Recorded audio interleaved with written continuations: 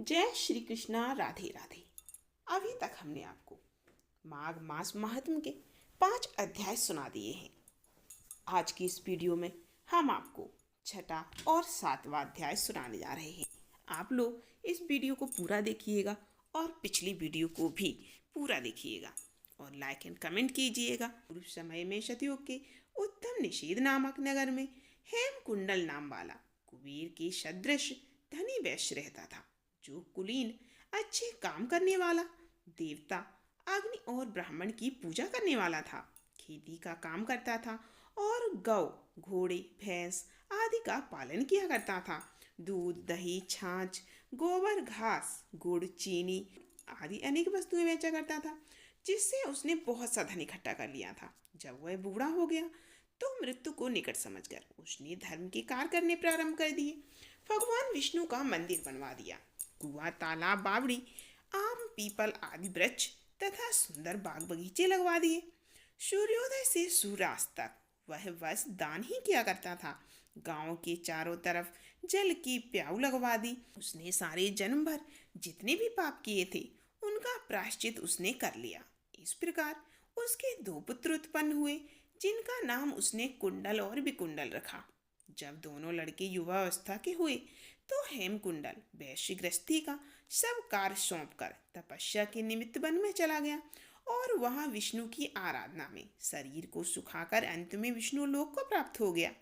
उसके दोनों पुत्र लक्ष्मी के मद को प्राप्त होकर बुरे कर्मों में लग गए।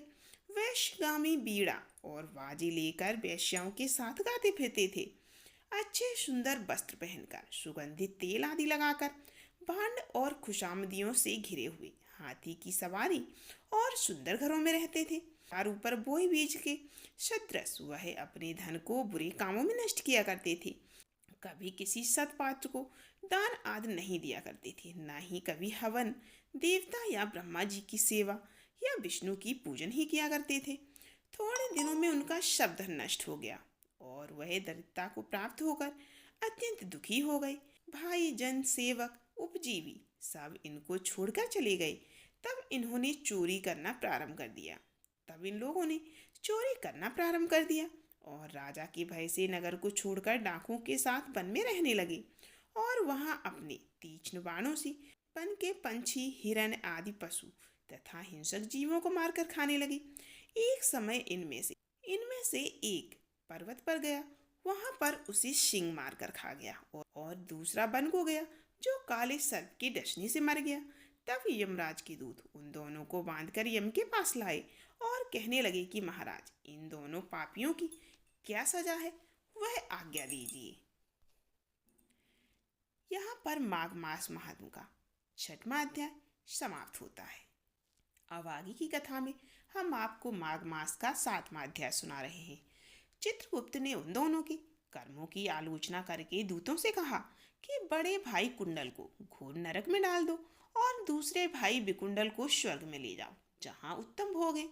तब एक दूत तो कुंडल को नरक में फेंकने के लिए गया और दूसरा दूत बड़ी नम्रता से कहने लगा कि हे विकुंडल, चलो, तुम अच्छे कर्मों से स्वर्ग को प्राप्त होकर अनेक प्रकार के भोगों को भोगो। तब विकुंडल बड़े विस्मय के साथ मन में संशय धरकर दूत से कहने लगा कि हे यमदूत, मेरे मन में बड़ी भारी शंका उत्पन्न हो गई है, अतएव मैं तुमसे कुछ पूछता हूँ।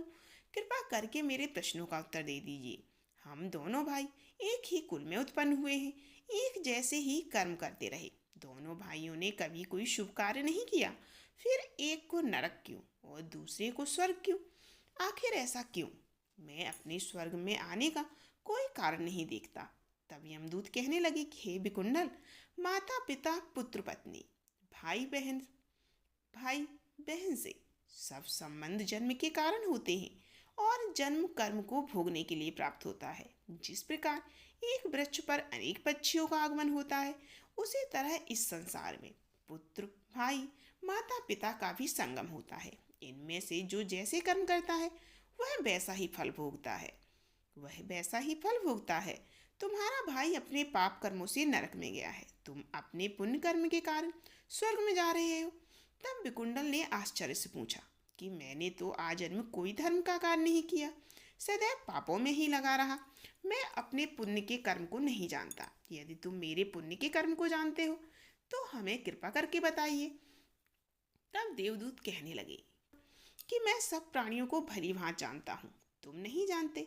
सुनो, हरिमित्र का पुत्र सुमित्र नाम का एक ब्राह्मण था, जिसका आश्रम यमुना नदी के दक्षिणोत्तर दिशा में था।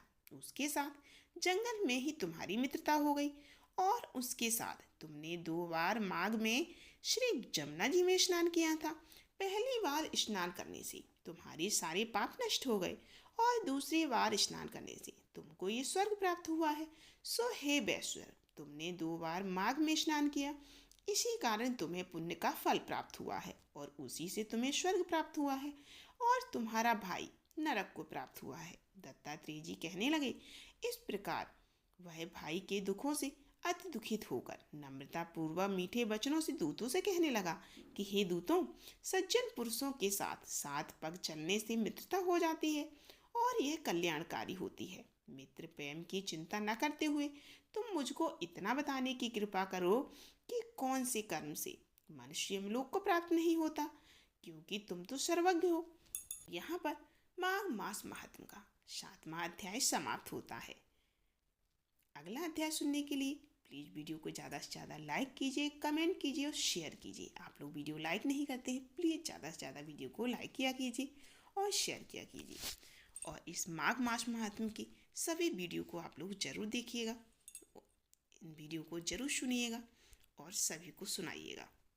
फिर मिलते हैं अगली वीडियो में।